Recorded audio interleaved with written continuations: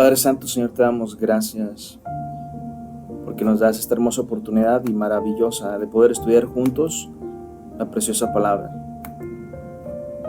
Te pedimos, Señor, que sea tu Espíritu Santo el que revele a nuestras vidas toda esta información, Señor, que nos revele el propósito por el cual hemos sido llamados, Señor. Que nos revele esos grandes misterios de los que habla este libro, para que podamos ponerlo por obra, Señor. En el precioso nombre de Cristo Jesús. Amén. Bueno, mi hermano, en el día de hoy vamos a poder estudiar juntos Efesios del capítulo 1, del versículo 1 al versículo 14. Yo quisiera empezar con esto primero. No sé si te pasó a ti o no, pero cuando somos o éramos jóvenes, sentimos que nuestros papás a veces lo traían contra nosotros porque nada más estaban encima de nosotros, porque nada más nos decían que hiciéramos ciertas cosas. Llegamos a un punto tal vez algunos a pensar de que nuestros padres la traían contra nosotros, de que no entendían mi manera de vivir. No te estoy diciendo que no los quisieras o que no los amáramos, pero lo que sí es de que cuando creces llega un momento en el que tú puedes entender todo el esfuerzo que tus papás hicieron para que tú tuvieras un plato en la mesa, para que tú tuvieras estudios, para que tú pudieses tener siempre el uniforme. Tu papá se partió el lomo trabajando para que tú pudieses comer, para que tú pudieses tener algo para poder llevar a la escuela, para comprar los materiales. Tu mamá también se partió el lomo trabajando para que tú pudieras tener la comida lista, la ropa planchada y lavada.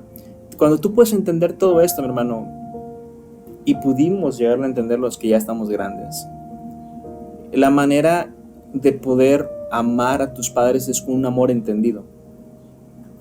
Y Pablo lo que está haciendo en esta carta es precisamente eso. Recordemos que Efesios es una ciudad inmoral, es una ciudad idólatra, y lo que está haciendo o le está diciendo Pablo en esta preocupación a los efesios es: oigan, compórtense como es digno del llamado, como es digno del evangelio.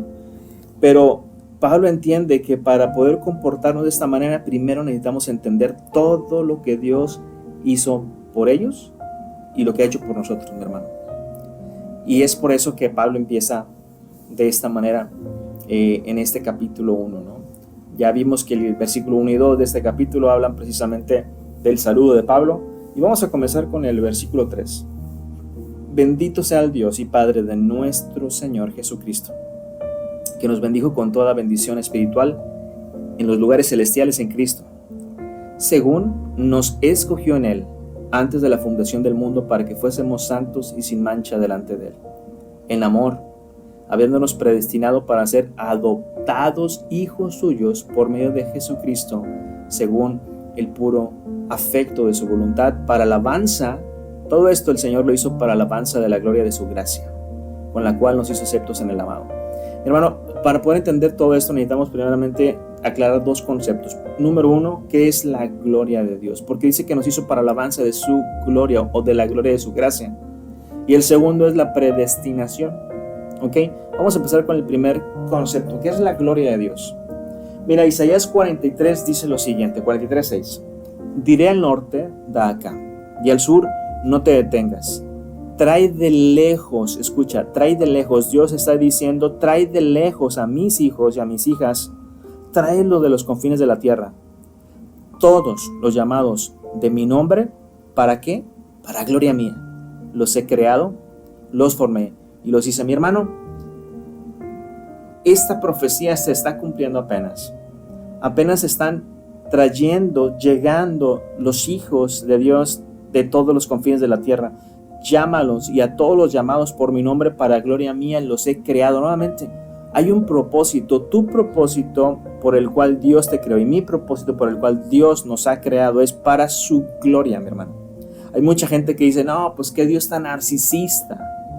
O sea, nos hizo para su gloria. Mi hermano, déjame te digo qué es la gloria de Dios. La gloria de Dios es el estado más sublime del hombre. ¿Por qué? Porque para eso fuimos diseñados. Génesis 1:26, desde que el Señor nos prepara y nos hace, dice esto: dijo entonces Dios, hagamos al hombre a nuestra imagen conforme a nuestra semejanza. El propósito fundamental de la creación del hombre es que el hombre pueda reflejar la imagen de Dios en su vida. Hermano, muchas veces no estamos reflejando la imagen de Dios en nuestras vidas. La hemos perdido por el pecado que está en nosotros. La hemos hecho a un lado esa imagen de Dios. Pero lo que Pablo está hablando con estos efesios es precisamente esto. Hey, todos los beneficios, o mejor dicho, las bendiciones que el Padre ha hecho en tu vida, estas 3 que vimos ahorita, le está haciendo con un propósito para que tú puedas recuperar la imagen. Efesio, entiende, Dios te fue a buscar hasta allá. Yo no sé si tú te acuerdes, pero en Juan 15 nuestro Señor habla con los judíos de 3 parábolas. La primera parábola es la parábola de la oveja perdida. La segunda es la del dracma perdido. Estas 2 parábolas hablan mucho de lo que Dios ha hecho por los gentiles como tú y como yo y como los efesios. Fue hasta allá para buscar esa oveja perdida. Ha ido el Señor hasta allá para ir a buscar a los perdidos. ¿Sí?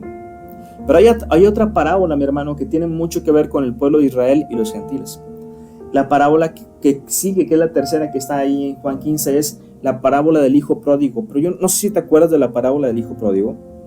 Pero hay 2 hermanos, ¿no? En esta parábola. Está un padre y están 2 hermanos. El hermano mayor, que representa a Israel, a este hermano que se quedó en la casa del padre. Y el hermano menor, que fue el hermano que se disgustó con el padre, que ya no quiso tener relación con el padre y que el padre le dio la herencia y él se lo fue y se lo malgastó, se fue lejos, se gentilizó y empezó a malgastarse todo esto, se empezó a revolcar en el lodo del pecado y empezó a comportarse como gentil, como inmundo, como lo hizo con los cerdos tratando de comer la comida de ellos, ¿no? Mi hermano, esta parábola representa mucho a los judíos, que son los mayores, el hermano mayor, y a nosotros los gentiles. ¿Sí? Esta parábola es esta misma promesa y es esta misma, esto mismo que hemos visto aquí en Isaías 43, esta misma profecía que está por cumplirse. Porque dice, no te detengas, trae de lejos a mis hijos y a mis hijas, aquellos que se fueron de la casa, de los confines de la tierra, porque yo para esto los llamé, para esto los estoy creando, para esto los formé, para esto los hice, para que ellos también puedan reflejar mi imagen, dice el Señor. ¿Sí? No sé si te acuerdas también, pero los judíos, bueno, el pueblo de Israel, eran 12 tribus, eran los hermanos, ¿no? Esas 12 tribus conformaron lo que es el pueblo de Israel, el pueblo escogido por Dios. Dentro de este pueblo de Israel, después del rey Salomón, hubo una división en los reinos y se hizo el reino del sur y el reino del norte. El reino del sur continuó adorando al Señor. Esa tribu de Judá y esa tribu de Judea, y de Benjamín, ellos continuaron con la adoración al Señor, pero la tribu del norte, las otras 10 tribus, ellos empezaron a alejarse de los del Señor y empezaron a relacionarse con gente gentil, gente que no era escogida, empezaron a mezclarse, por eso dice que se gentilizaron y empezaron a dejar de adorar a Dios para adorar a otros dioses. Y la tribu que se ha mantenido, que son los judíos, a la tribu de Judá y de Benjamín, que es ahora el reino del sur, ellos siempre han hablado de una manera muy despectiva porque ellos son los únicos que se han mantenido, ¿no? Entonces, si lo podemos ver en la historia, el pueblo, la tribu de Judá y de Benjamín, que es este reino del sur, es como si fuese el hermano mayor que nunca se alejó del padre. Y las otras 10 tribus, mi hermano, sí son el hijo menor, todas aquellas personas, aquellos hijos que decidieron alejarse de la casa. ¿Por qué te digo todo esto? Porque hay otro concepto que quiero que podamos estudiar, que es este concepto de predestinación. Porque tú puedes decir, oye, pero yo ya chequé toda mi descendencia y no tengo raíces, ni la mínima raíz de ser una persona judía, ¿no? Nada que ver con eso. Y ahí es donde nos lleva este concepto, porque los mismos efesios podían decir, oye, pero nosotros no somos del pueblo escogido. Y aquí viene este concepto de predestinación. Dice Romanos 9, no que la palabra de Dios haya fallado, porque no todos los que descienden de Israel son israelitas, ni por ser descendientes de Abraham son todos hijos, sino en Isaac te será llamada descendencia. Esto es, no los que son hijos según la carne o por descendencia o por sangre, mi hermano. Según la carne son los hijos de Dios, sino los que son hijos según la promesa. Son contados como descendientes, ¿me entiendes? Así que si tú no tienes raíz judía, mi hermano, no importa. Aquí estamos todos incluidos. ¿Por qué? Porque hay un concepto que es predestinación. Es un gran misterio que los judíos no pueden entender. Ellos dicen, nosotros nos seguimos manteniendo puros. El hermano mayor dice, yo me mantengo todavía en pureza, me mantengo todavía en santidad. Nos hemos mantenido más entre nosotros, no nos hemos mezclado con nadie. Por eso para ellos es muy difícil de entender que los gentiles sean parte de la promesa, porque dice, es que ellos ni judíos son. Y Pablo lo explica genialmente aquí en Romanos 9. No los que son hijos según la carne son hijos de Dios, sino los que son hijos según la promesa. Ellos son los que son contados como descendientes, porque la palabra de la promesa es esta: por este tiempo vendré y Sara tendrá un hijo. Y no solo esto, sino también cuando Rebeca concibió de Isaac nuestro padre, pues no había ni siquiera un nacido, ni había hecho aún bien ni mal, para que el propósito de Dios conforme a la elección permaneciese, no por las obras, sino por el que llama, mi hermano. Entonces se le dijo, el mayor servirá al menor, como está escrito, a Jacob amé, mas Esaú aborrecí. ¿Qué pues diríamos? ¿Que hay injusticia en Dios? Dice Pablo, de ninguna manera. Pues a Moisés dice, tendré misericordia de quien yo quiera tener misericordia y me compadeceré de quien yo quiera compadecerme. Así que no depende del que quiere, no depende del que corre, sino de aquel que Dios tiene misericordia, porque la Escritura dice, varón, para esto mismo te he levantado, para mostrar en ti mi poder y para que mi nombre sea anunciado por toda la tierra. De manera que de quien el Señor quiere, mi hermano, tiene misericordia, y el que quiere endurecer, el Señor endurece. Mi hermano, este concepto de predestinación no es nada más y nada menos que desde antes de la fundación de este mundo, mi hermano, antes de que todo lo que tú puedes ver existiera, el Señor ya tenía en sus planes tu vida y la mía. Ya tiene sus planes. Ya nos había creado el Señor. Sí, tú que me estás escuchando, ya te había creado el Señor con el propósito de que tu vida reflejara su imagen, porque eres su hijo. ¿Me entiendes? Y es ahí lo que le está diciendo Pablo a los Efesios. Yo sé que ustedes no son descendientes judíos. Yo lo entiendo. Yo sé que ustedes no son descendientes judíos, pero el Señor ya los había predestinado desde antes de la fundación, porque no los que son de descendencia judía por sangre o por carne son judíos, sino aquellos que son por la promesa.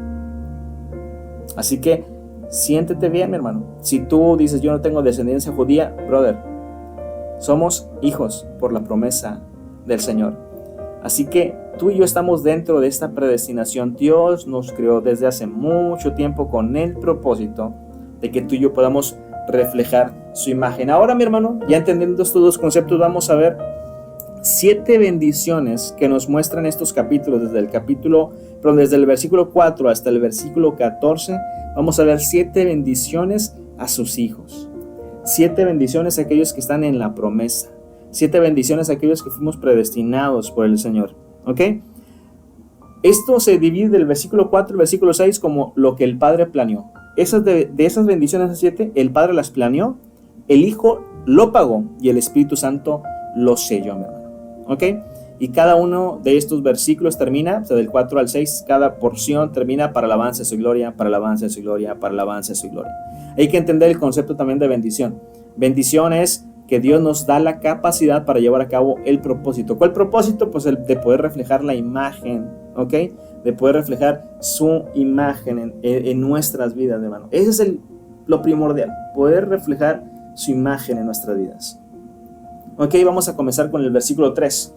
Entonces, lo primero que vamos a ver es de que el Padre lo planeó. ¿Cuáles son las bendiciones que el Padre lo planeó? Bendito sea el Dios y Padre de nuestro Señor Jesucristo, que nos bendijo con toda bendición espiritual en los lugares celestiales en Cristo. Mi hermano, aquí lo primero que podemos ver en esto que parece un trabalenguas, realmente es de que la fuente de toda bendición es Cristo. Y esto es muy importante porque hay mucha gente que está yendo a las iglesias porque quieren la bendición, pero no quieren relacionarse con la fuente de la bendición que es Cristo. Mi hermano, tú y yo, para poder ser bendecidos es a través de Cristo. Ahora mira bien este pasaje, mira bien este versículo. No dice que la bendición viene a través de Cristo. Dios nos bendijo con Cristo, ¿ok? Dice, bendito sea el Dios y Padre de nuestro Señor Jesucristo, que nos bendijo con toda bendición espiritual en los lugares celestiales en Cristo. Hermano, tú y yo somos bendecidos en Cristo, gracias a Cristo. Dios nos bendijo con Cristo, porque gracias a eso, gracias al sacrificio de Cristo, tú y yo podemos formar parte de la mesa en la cual estamos sentados en estos lugares celestiales. ¿Me entiendes? Versículo 4 dice, y aquí viene la primera bendición, según nos escogió en Él antes de la fundación del mundo. Esta es la primera bendición, hermano, del Padre. El Padre nos escogió. Por eso decimos que el Padre lo planeó, porque el Padre nos escogió desde antes de que fuésemos creados. Tú y yo ya estábamos en la mente de Dios, hermano. Somos parte de un plan maravilloso de Dios, con un propósito de ser santos, de ser apartados, ¿no? Recordemos que eso significa santo, ser apartado y ser sin mancha delante de Él. Mi hermano, hay un comentarista que a mí me gusta mucho esta frase que él dice, y él dice, gracias a Dios, que Él me escogió antes de nacer, porque si hubiese sido después de nacer, quién sabe si me hubiera escogido. Y esto hay que meditarlo, y sí es cierto, mi hermano. Gracias a Dios, ya una vez que tú puedes ver tu vida y decir, todo lo que he hecho no es nada digno de un llamamiento, bueno, no te llamó por lo que tú hiciste, te llamó porque desde el principio el Padre lo planeó y te escogió desde antes de la fundación, para que tú puedas ser esa oveja que puede escuchar su voz. ¿Me entiendes? Nuevamente dice este versículo, según nos escogió en Él antes de la fundación del mundo, para que fuésemos santos y sin mancha delante de Él. Versículo 5, en amor, y esta es la segunda bendición, nos amó. El Padre nos amó, mi hermano. Nos amó, no nada más nos escogió por escoger, sino que experimentó el amor en nosotros. Y cuando hablo de experimentó, no quiere decir, no estoy hablando de un experimento, estoy hablando de experiencia. ¿Me entiendes? Dios, imagínate el concepto de Dios. Dios es amor, ¿no? Pero ¿cómo podemos determinar que Dios es todo amor si no hay en nadie a quien amar? En ese principio y en ese entendimiento, entonces Dios dice, vamos a hacer la creación porque yo quiero amarlos. Y es por eso que me encantan estas bendiciones de nuestro Señor, que ha planeado todo en tu vida y en la mía. Dios nos escogió desde antes de que naciésemos, no fue por nuestras obras, no me escogió porque yo estoy muy guapo, no me escogió porque era muy inteligente, brother, me escogió desde antes de que yo naciese. ¿Qué fue lo que dice Romanos 9, no? Ni siquiera había nacido uno o el otro y el Señor ya había amado más a uno, ¿sí? Dice, nos amó. Y después dice, en amor, habiéndonos predestinado, nuevamente esta palabra, para ser adoptados hijos suyos por medio de Jesucristo, según el puro afecto de su voluntad. Y esta es la tercera bendición del Padre. Nos escogió, nos amó y nos adoptó, mi hermano. Ahorita te voy a decir por qué adoptar, ¿ok? Mi hermano, en los tiempos bíblicos, no nada más se adoptaban los niños como acostumbramos hoy en día. Se adoptaban mayores, y en esta adopción se hacía con un propósito específico. Había ocasiones en que el padre de familia no podía tener hijos, porque él no podía tener, era estéril, y tenía que adoptar a alguien más para poder dejarle toda la herencia. Por eso este maravilloso libro le hemos titulado Una herencia inmerecida, porque el Padre nos escoge, el Padre nos ama y aparte nos adopta para poder darnos una herencia que ahorita vamos a ver, ¿ok? Así que ahora somos sus hijos, ¿sí? ¿Según mis obras? No. ¿Según mi linda carita de gatito de Shrek? No. ¿Según mi inteligencia? No. Según el puro afecto de su voluntad, que es lo que dice este versículo 5. Hermano, tú y yo no participamos, como podemos ver ahora y entender ahora, no participamos en nada. ¿No se te hace hermoso el amor de Dios entonces? Ahora que ahora que tú puedes entender que Dios planeó todo esto, tú te puedes llegar a preguntar, ¿con qué finalidad el Padre planeó todo esto? ¿Con qué finalidad planeó escogerme? ¿Con qué finalidad planeó amarme? ¿Con qué finalidad planeó adoptarme? Versículo 6.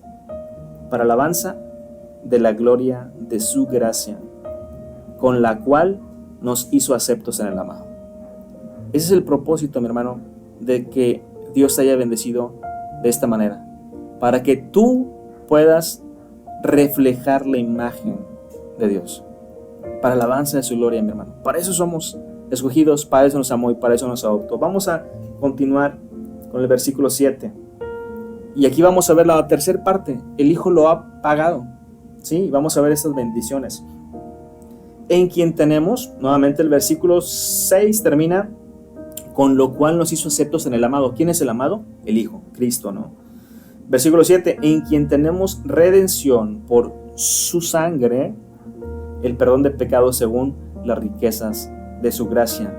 Y esta es la bendición que nos ha regalado el Hijo. Nos redimió, mi hermano. ¿Qué es redimir? Es pagar el precio de algo que estaba empeñado. Mi hermano, cuando tú vas y empeñas algo que era de tu propiedad, probablemente algo que tu abuelita te regaló y que es muy costoso, ibas y lo empeñabas y te daban una miseria por él, ¿no? A veces. Me imagino que todavía lo siguen haciendo. Te daban cualquier cosa por él. Ya no te pertenecía, mi hermano. Te lo apartaban ahí lo ponían por un lado, pero ya realmente lo que tenías que hacer por él era nada más ir pagando mensualidades.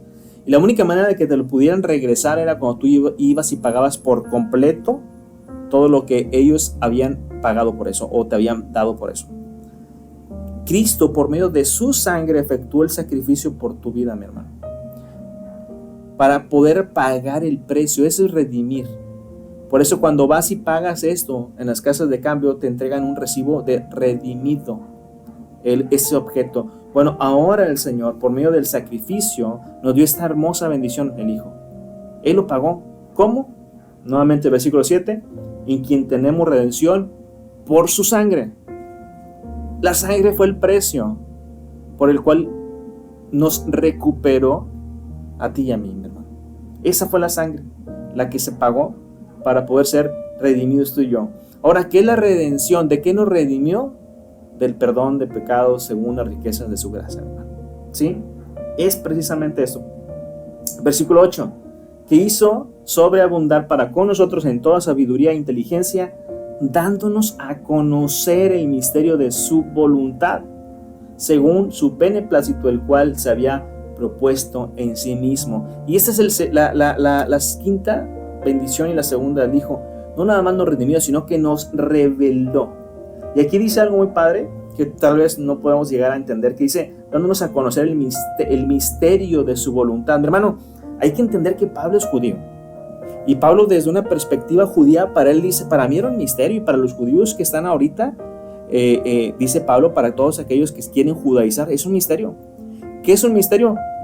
Ellos no pueden llegar a entender cómo es posible que a los gentiles que no tienen nada que ver con una descendencia judía puedan formar parte de la promesa. Eso es un misterio para ellos. Y Pablo, desde esta perspectiva, dice, ahora en Cristo yo me ha dado a conocer el misterio de su voluntad. Ahora yo puedo entender este misterio, que es a través de la redención de Cristo, que ahora podemos tener gente gentil que ha sido cubierta por pecados, que ha sido redimida para poder ser parte de sus hijos. ¿Sí? Entonces, la séptima bendición es la quinta bendición y la segunda del Hijo es que nos revela el misterio de su voluntad. ¿Sí? Versículo 10 dice, de reunir todas las cosas en Cristo. Nuevamente, todas las cosas habla de todos los hijos en Cristo, en la dispensación del cumplimiento de los tiempos, así las que están en los cielos como las que están en la tierra. En Él, o sea, en Cristo, asimismo tuvimos herencia, habiendo sido predestinados conforme al propósito del que hace todas las cosas según el designio de su voluntad, a fin de que seamos, ¿para qué? Nuevamente, para alabanza de su gloria. Mi hermano, esta es la sexta bendición y la tercera del Hijo. Nos hizo coherederos. ¿Ok? Nuevamente, el Señor nos adoptó Y ahora somos coherederos con el Hijo. Dice de reunir todas las cosas en Cristo en la dispensación del cumplimiento de los tiempos, así las que están en los cielos como las que están en la tierra, en Él, o sea, en Cristo. Asimismo, después del sacrificio y de todo lo que nos ha revelado, tuvimos herencia, habiendo sido predestinados desde antes de la fundación, no por mis méritos, conforme al propósito del que hace todas las cosas según el designio de su voluntad, según lo que Él quiere hacer. Por eso nuevamente lo miramos en Romanos 9. Dice, yo tendré misericordia de quien yo quiera tener misericordia. Mi hermano,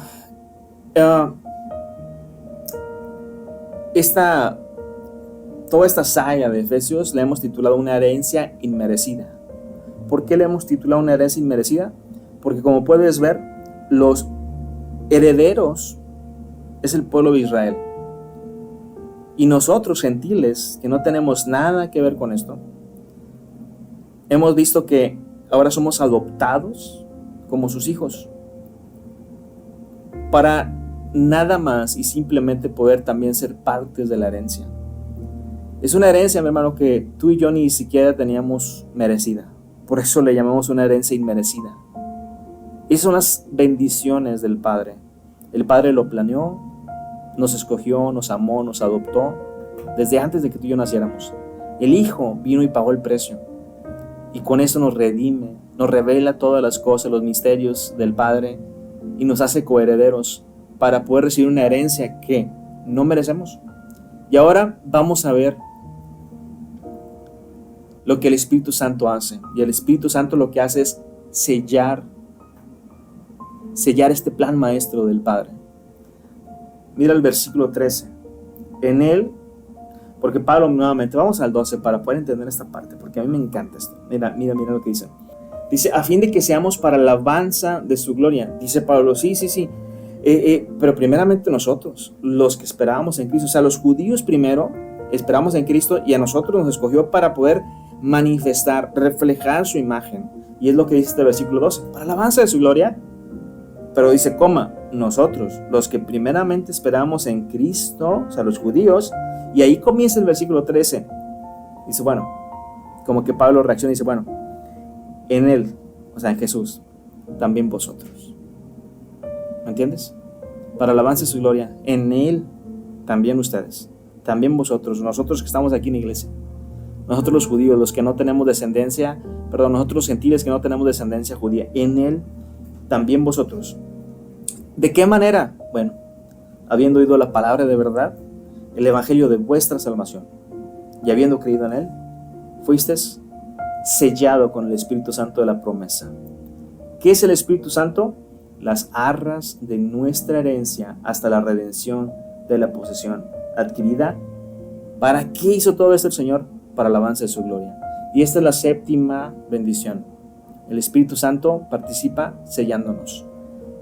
Dice que son las arras de nuestra herencia. ¿Qué es las arras de nuestra herencia? Mi hermano, hay una herencia en Cristo Jesús por una eternidad. Maravilloso. Y el adelanto de esa herencia para que tú y yo estemos confiados de que sí la vamos a recibir es el Espíritu Santo en tu vida, brother. Imagínate el tamaño de herencia cuando el adelanto es el Espíritu Santo. Nada más imagínate esto. Hay que entender también esta parte, mi hermano. Pablo está escribiendo a Efesios, y si recuerdas, Efesios era una ciudad muy comercial, muy comercial, en la cual había mucha gente que visitaba, había muchos diferentes negocios y comercios, aparte del templo maravilloso de Artemisa, y era muy común que la gente cuando pasara por ahí a comprar, no sé, alguna vasija, que fuera a comprar lo que ocupara, ibas y comprabas alguna escultura o algo, había obras de arte muy buenas, o sea, había vasijas que habían sido creadas con muy buena calidad, pero también allá había algunos otros comerciantes que lo hacían como piratería, ¿no? Ya existía la piratería en ese entonces. Entonces cuando ellos miraban algún utensilio, alguna vasija, y lo miraban con esa hermosa calidad, pues obviamente los precios estaban muy elevados, pero la piratería vino a bajar los precios. ¿Cuál es el problema de la piratería? Siempre ha sido la calidad del producto. Entonces lo que hacían estos piratas, o para vender esta piratería, era, hacían la misma vasijita, pero en las imperfecciones que tenían, ellos le ponían una tipo de cera para que se viera la pieza completamente reluciente, ¿no? Se mirara bastante bien, como si fuera idéntico al nuevo o idéntico al original. Entonces, de ahí es donde viene la palabra precisamente sincero o sincera, ¿no? ¿Por qué? Porque los originales, los que vendían los productos buenos, ellos ponían una especie de cartulina donde decía, vendemos producto sin cera, o sea, original, por así decirlo. No un producto defectuoso, no un producto doble cara, un producto que se vende por bueno, pero no es. De ahí donde viene la palabra sinceridad. Estos mismos, los que tenían los productos originales, optaron después por poner un sello de garantía a sus productos. Sí. Cualquier persona que viniera de fuera y miraba este producto y miraba el sello de garantía, ese sello era el sello que garantizaba que era un producto original. Mi hermano, Pablo está escribiendo precisamente de este sello para los hijos de Dios, porque ellos no se sentían originales como efesios. Como gentiles, los efesios decían, es que nosotros no somos los hijos originales. ¿Cómo no, papá? Te está diciendo Pablo, el Espíritu Santo viene y está poniendo este sello. Mi hermano, tal vez no tenemos descendencia judía, pero tú y yo, gracias a que el Señor nos escogió desde antes de la fundación, nos amó y nos adoptó. Gracias a que el Padre pagó el precio, que el Hijo pagó el precio, nos redimió, nos reveló y nos hace coherederos. No nada más eso, sino que gracias a todo eso, somos hijos de Dios y originales con este sello. ¿Entiendes? Así que todo esto tiene una simple finalidad, para hacer alabanza de su gloria. Mi hermano, la pregunta es, ¿qué tanto estás reflejando la gloria de Dios en tu vida?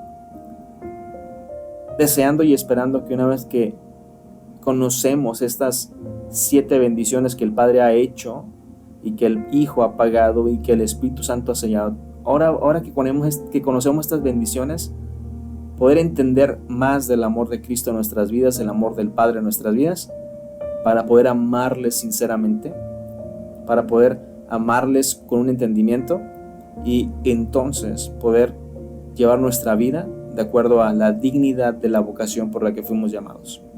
Hermano, espero que este estudio haya sido de mucha bendición para tu vida, como lo ha sido para la mía. Y nos vemos la próxima semana con Efesios 1 del capítulo 1 del versículo 15 en adelante.